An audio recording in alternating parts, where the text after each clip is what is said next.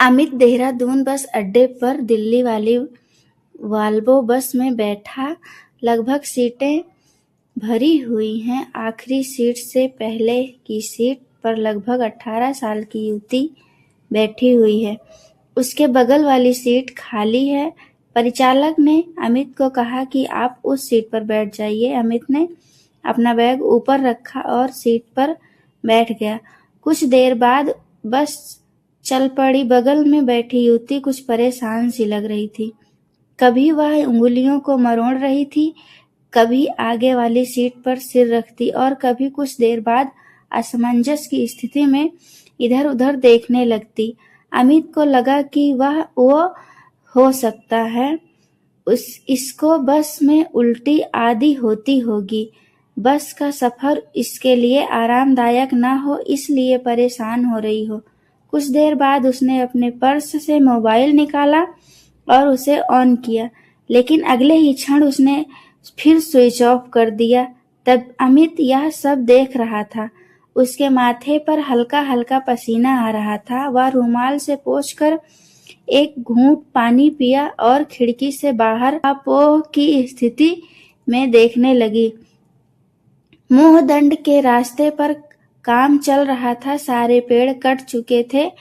4 लेन सड़क बन रही थी तो हरियाली की बलि तो देनी ही थी। यह सब विचार अमित के मन में उमड़ घुमड़ रहे थे।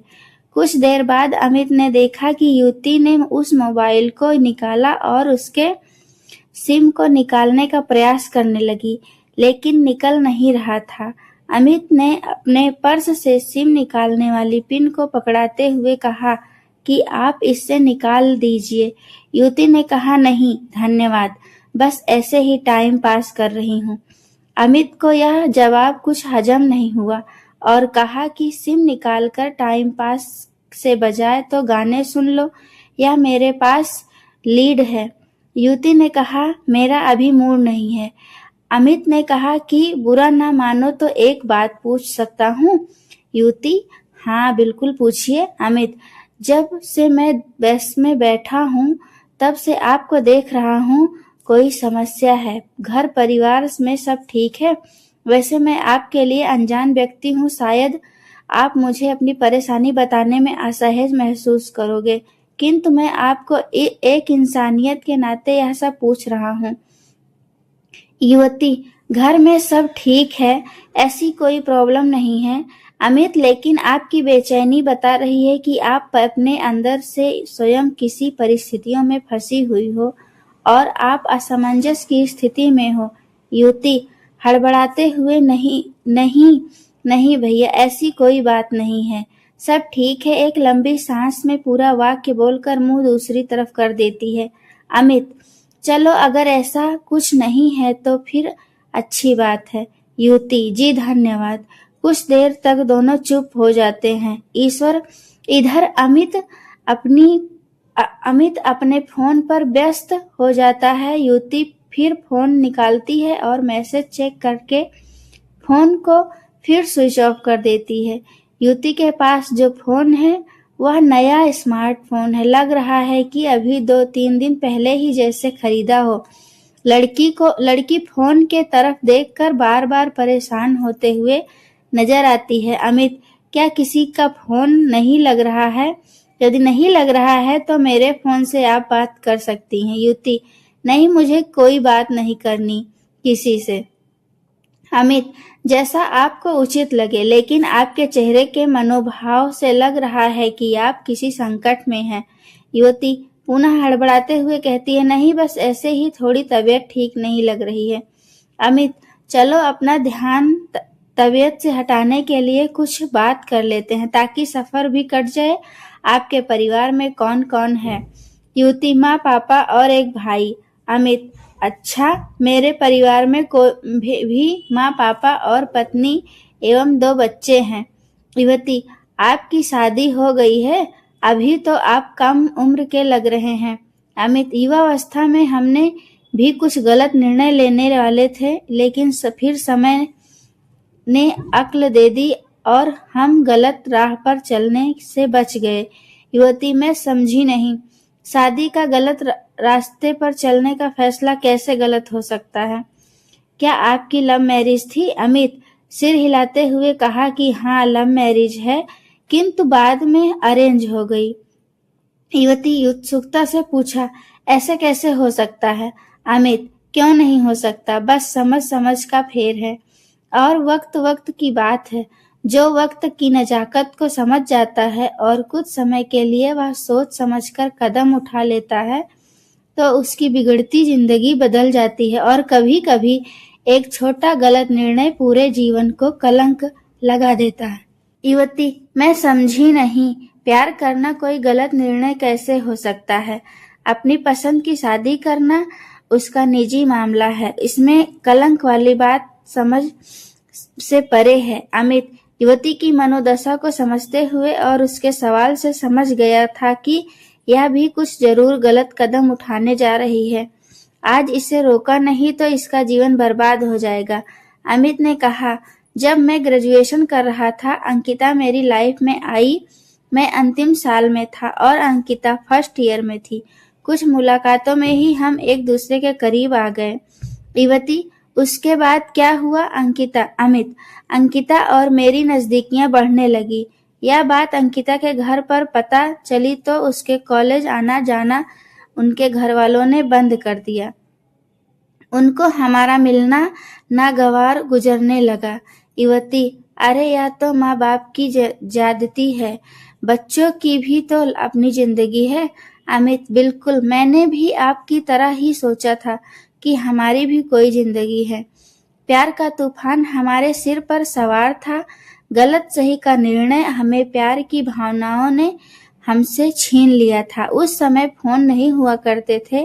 वह कभी एसडीटी टीडी से मेरे घर पर फोन कर देती या कोई गत खत अपनी सहेली के हाथ भेज देती। युवती, तुमने अपने घर वालों को बताया नहीं? अमित, कैसे बताता, तब मैं खुद पढ़ रहा था, अपने पैरों पर खड़ा नहीं था। शादी कैसे करता, भाग कर भी जाता तो कहाँ, आना तो फिर घर पर ही था। और भाग कर शादी करने का फैसला हमेशा कलंक के रूप में हमारे जीवन पर लगा रहता है, यानी तक कि हमारे बच्चों को भी इसके ताने सुनने पड़ते हैं। युवती आश्चर्यजनक नजरों से देखते हुए, फिर क्या हुआ? अमित, अंकिता मुझ पर दबाव बना रही थी। कई बार मेरे दिमाग में भी आया, किंतु माँ बाप का डर समझो या उनका प्यार या हमारे लिए उनका समर्पण मेरे जहन में आ जाता और मैं भागने के निर्णय को टाल देता। इधर एक दिन मेरी मुलाकात अंकिता से हुई और उससे वादा किया कि हम कुछ समय के लिए नहीं मिलेंगे। मुझे 6 माह का समय दो। यदि मेरा सिलेक्शन हो जाता है तो हम सबकी रजामंदी से शादी करेंगे। युवती, अंकिता मान गई तुम्हारी बात? अमित, मान तो गई, लेकिन बड़ी मुश्किल से उसे समझाया कि जब तक माँ बाप राजी नहीं होते तब तक हम शादी नहीं कर सकते। मैं आपके जीवन में अभी 2 साल पहले ही आया हूँ और आप अपने माँ बाप के यहाँ तुम पैदा होते ही आ गए थे।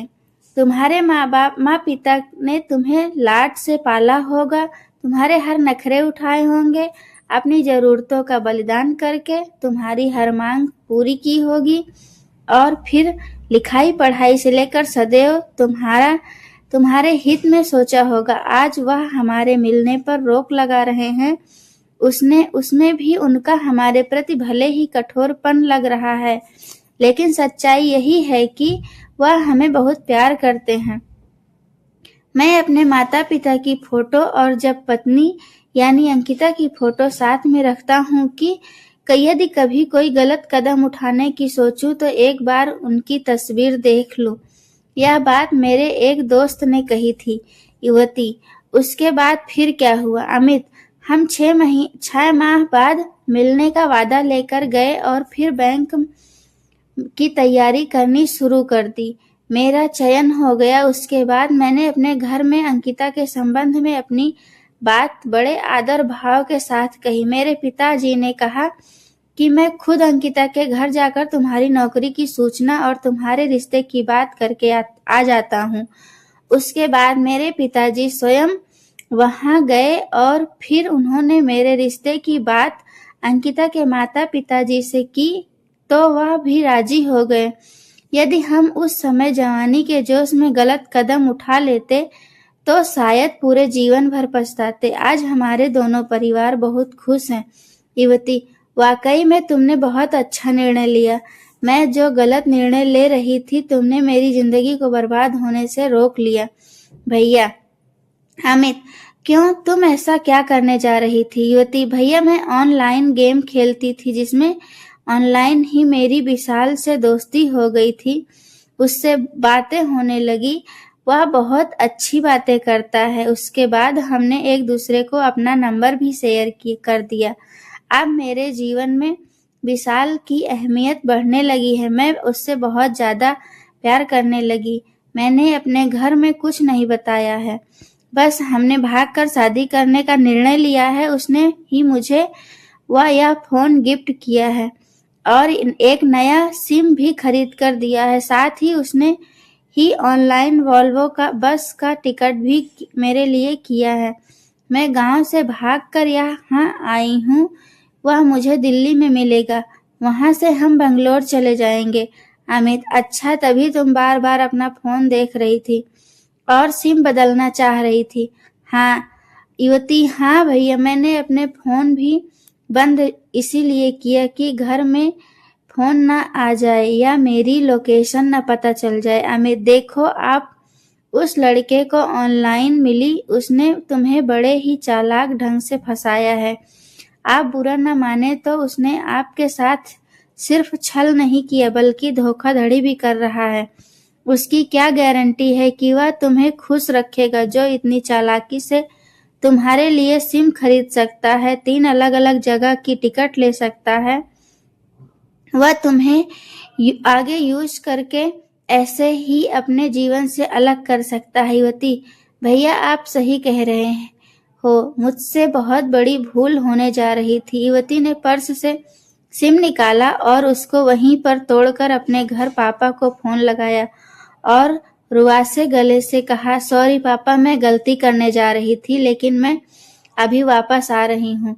अमित: आप वाकई में घर जा रही हो या फिर उस लड़के के साथ? युवती: नहीं भैया, मैं अपने माँ पिताजी के पास जा रही हूँ।